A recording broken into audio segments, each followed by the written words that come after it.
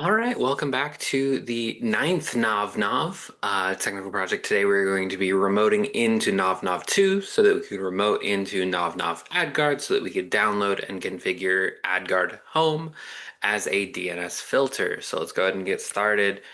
First things first, got to get our terminal open.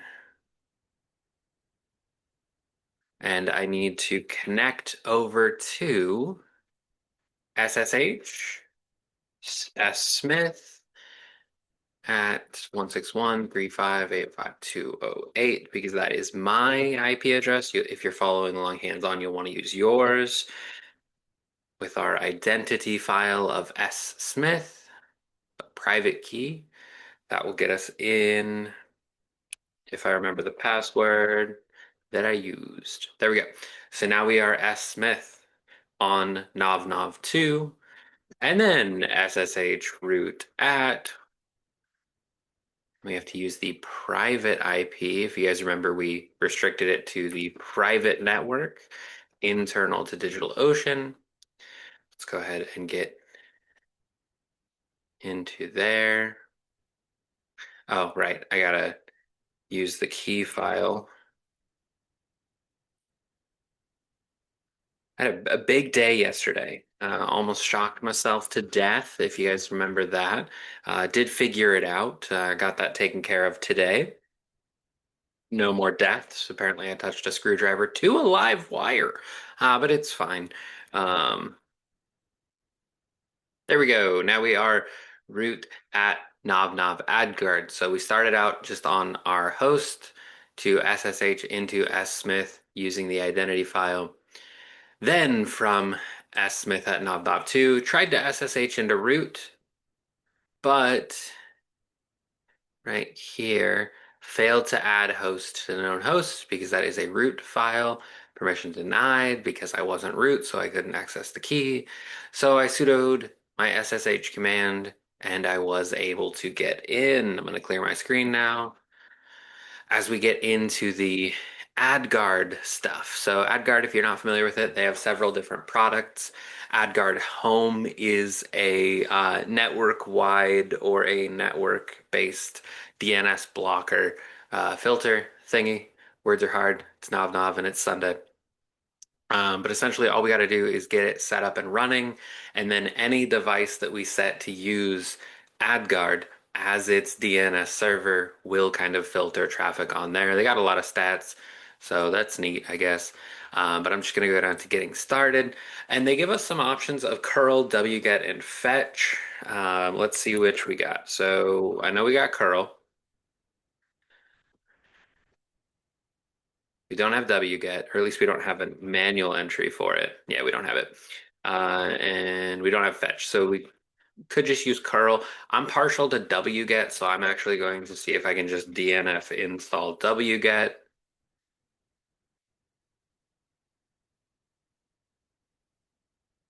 Because wget or webget, if you're older and you remember calling it that, essentially it says, hey, go out and get the stuff from https://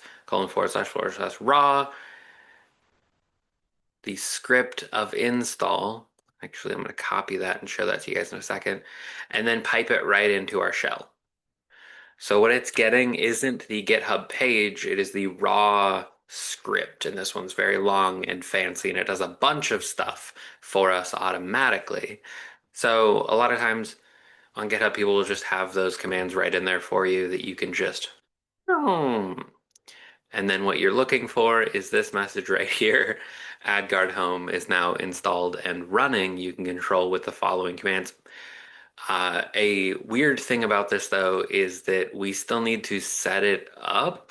So as it is right now, it is just on. Like we just plugged in a DNS filter. It's just doing the basics bare minimum, but nothing fancy. And I don't have a user that can access it. So what I need to do now is I need to set up some firewall rules to allow me to go into it. And then from there, I should be able to configure it. I have a script that I use in virtual machines when I'm configuring AdGuard. I don't know if it'll actually work in this case, um, because what it does is it detects the IP address and then adds that stuff there as the source. But now that I'm thinking about it, that might not. We'll try it and see if it works. So very similarly to the last one, so I'll just call back up to that. But instead of doing the add guard, I'm just going to do a new one. So I have this on here, which says, hey, you can get it like this, and then you have to set the permissions. So instead of pulling it down and running it automatically like AdGuard Home did, to show you guys a little bit behind the scenes of how wget works, it just pulls down a file. It web gets you a file. So if I cat that file, looks like I got a bash script that is going to be used to configure. So I just need to add user permissions. We talked about this in a previous video. Change modify user plus execute, and then that file name.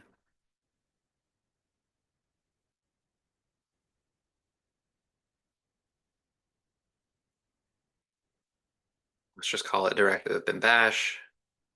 Yeah, so it wasn't able to detect our IP because of how the script works. That only works when you have one. So it says it added the rules, but it didn't add the zone. So I'll go ahead and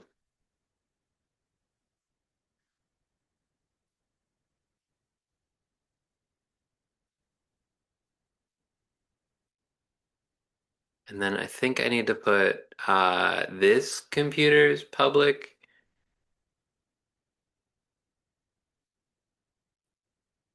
And it's been a while since I've done this.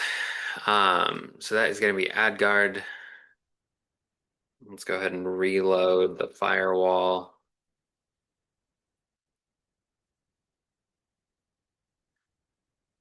Ooh.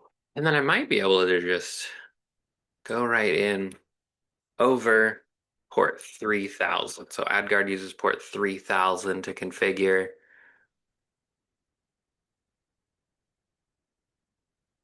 No, but that's not going to be able to talk.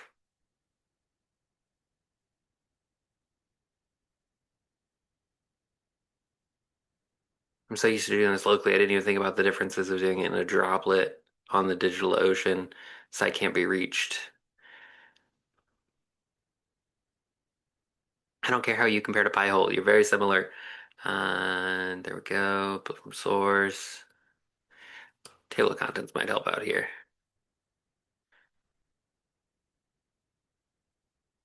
Guides, see our wiki. Okay, let's see their wiki. Configuration. So we've already got it up and running. Command arguments, configuring upstream.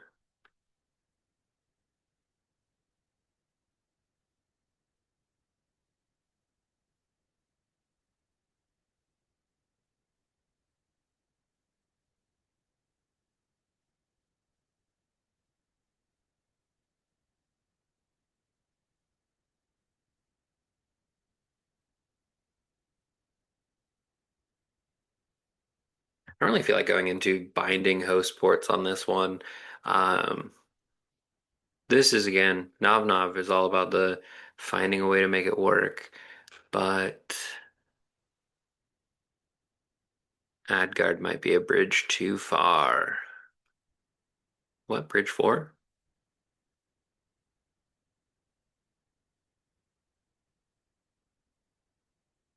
Okay, so this is saying I'd have to go through and rebuild the entire thing. Okay. We're gonna tangent a little bit. Let's see if I can just access it on the web.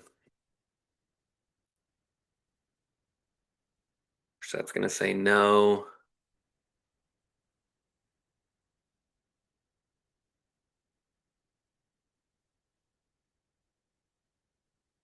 Thinking thoughts. Maybe I'll come back later and I'll do it the official way. For now, we're just going to system CTL stop firewall D. Never do that.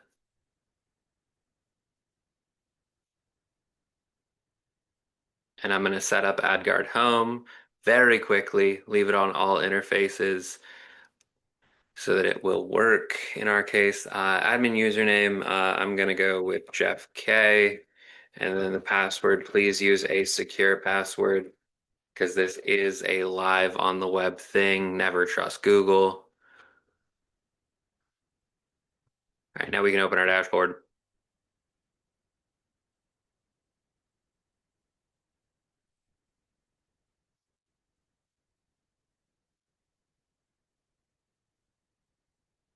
Start back up our firewall. Oh no, it's not secure. Oh no. We can go over HTTPS in a later one.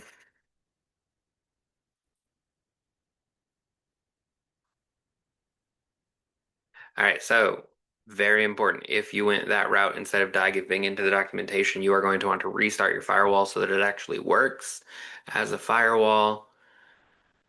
Let's take a look at this dashboard now. Make it a little bit bigger. Make it a little bit bigger. Okay, so we've got our dashboard going on here.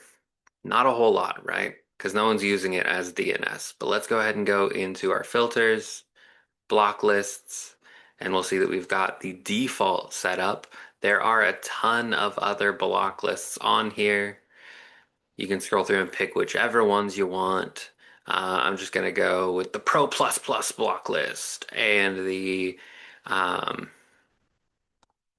anti-push notification and block lists, tracker block list.